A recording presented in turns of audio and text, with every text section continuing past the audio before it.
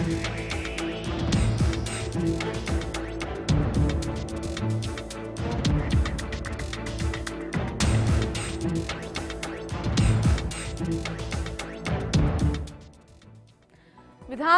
में आज एक बार फिर से मर्यादाएं तार तार होती नजर आई।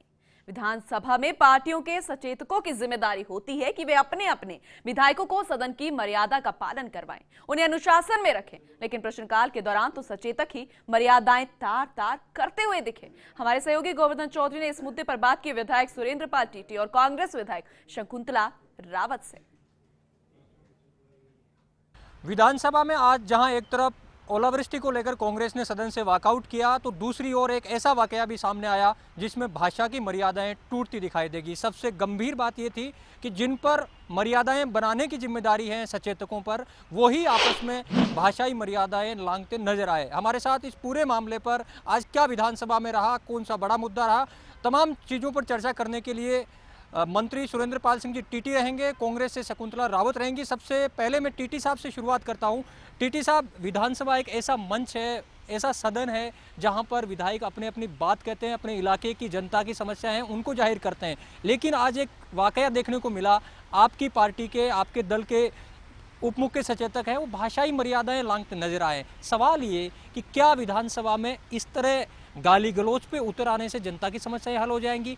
क्या मैसेज देना चाहते हैं ऐसे विधायक जनता के सामने कि विधानसभा में ही गाली गलौज करने लग जाएं? देखिए, चाहे पार्टी कोई भी हो, विधानसभा एक पवित्र सदन है और आज तक राजस्थान विधानसभा का इतिहास बहुत स्वर्ण में रहा है। किसी भी विधायक को अपनी बात रखने का अधिकार है, लेकिन यह स्पष्ट लिखा हुआ है विधानसभा के पुस्तिका के अंदर कि संसदीय भाषा का जो इस्तेमाल होना चाहिए। कोई भी व्यक्ति विधानसभा में बोलता है, अगर वो संसदीय भाषा में बोलता है तो निश्चित तौर पर उसकी बात जो है वो जनता तक जाती है और सरकार तक जाती है।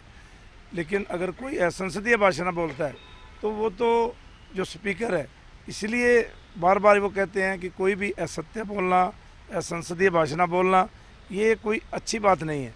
और कोई भी विधायक अगर ऐसी भाषा का प्रयोग करता है तो मैं समझता हूँ वो खुद के लिए भी और इस विधानसभा की गरिमा के अनुकूल नहीं होता। नहीं, लेकिन यहाँ तो जो जिम्मेदार हैं, जो उप सचेतक हैं, वही ऐसी भाषा का यूज कर रहे हैं, तो रोकेगा कौन? आखिर आपकी जिम्मेदारी नहीं बनती? बाकी के जो सीनियर मंत्री हैं, आप हैं, कुछ जिम्मेदारी तो बननी चाहिए ना। देखिए, स्पीकर जो होता है वो विधानसभा को हमेशा कंट्रोल करता है, ऑर्डर में रखता है, और जब कोई भी सदस्य है कोई असंसदीय भाषा बोलता है तो वो लिखित नहीं हो इसके लिए आदेश भी देता है। इसलिए ये तो एक सर्वमान्य बात है कि असंसदीय भाषा का इस्तेमाल किसी भी विधायक को नहीं करना चाहिए। एक आज एक बड़ा मुद्दा था किसानों से जुड़ा हुआ, ओलावृष्टि को लेकर कांग्रेस ने हाउस से वॉकआउट भी किया था और उन्होंने आरोप लगाया था कि सरकार है वो अनदेखी कर रही है, किसानों के जो फसलें बर्बाद हुई हैं उनका समय पर न पिछले वाले का मुआवजा मिला। तो इस पे आप क्या कहना चाहेंगे? क्या समय पर अब जो ओलावृष्टि नुकसान हुआ वो सरकार कटिबद्ध है समय पर मुआवजा देने के लिए? देखिए, राजस्थान की मुख्यमंत्री संवेदनशील है और जब कभी भी ओलावृष्टि हुई है, पिछली बार ओलावृष्टि हुई तो उन्होंने विधानसभा को तुरंत जो है स्थगित करके 2 दिन सभी विधायकों को कहा कि आप अपने क्षेत्र में जाओ, और सभी विधायक जो चाहे कांग्रेस के हैं चाहे वो बीजेपी के हैं, जिस जिस क्षेत्र में ओलावृष्टि हुई है उसका तुरंत जो है आंकलन कराओ। अब आंकलन कलेक्टर करता है, लेकिन जितनी तीव्र गति से पिछली बार जो हमारा सर्वे हुआ और जितना टाइम बाउंड समय में जो मुआवजा दिया गया और जिस प्रकार से एक बिल पास करके पहले 50% जो फसल खराबा पर जो मुआवजा दिया जाता था, वो हमारी मुख्यमंत्री जी ने जहाँ बिल पास किया तो केंद्र ने पूरे देश के अंदर हमारे यहाँ जो भी बातें इस विधानसभा में सब में मिल के पारित की, उनको लागू किया। तो मैं कह सकता हूँ कि राजस्थान की सरकार और विशेष करके मुख्यमंत्री वसुंधरा राजे जी कभी भी किसान का हित हो, चाहे ओलावृष्टि हो, चाहे कोई और समस्या हो, उसके लिए संवेदनशील रहती हैं और कभी भी उनकी तरफ से या सरकार की तरफ से आज तक कभी भी किसान को कोई राहत मिले उसमें ना देरी हुई है और ना उसके अंदर कोई कमी रही है। तो मंत्री जी का दावा है कि समय पर किसानों को राहत दे दी जाएगी, साथ ही जिस तरह की भाषा का इस्तेमाल विधानसभा के अंदर किया गया वैसा नहीं होना चाहिए। कांग्रेस से विधायक शकुंतला रावत जी हमारे साथ हैं, उनसे जानेंगे जिस तरह की लैंग्वेज का आज इस्तेमाल किया गया। आप एक महिला विधायक भी हैं, अगर भाषाई मर्यादाएं लांघी जाती हैं, आपको नहीं लगता ये सब चीज़ें अगर विधानसभा के अंदर होंगी तो जनता का समय भी जाया होगा और एक गलत मैसेज विधानसभा में अगर ऐसी भाषा का यूज होता है तो जाता है? क्या कहेंगे?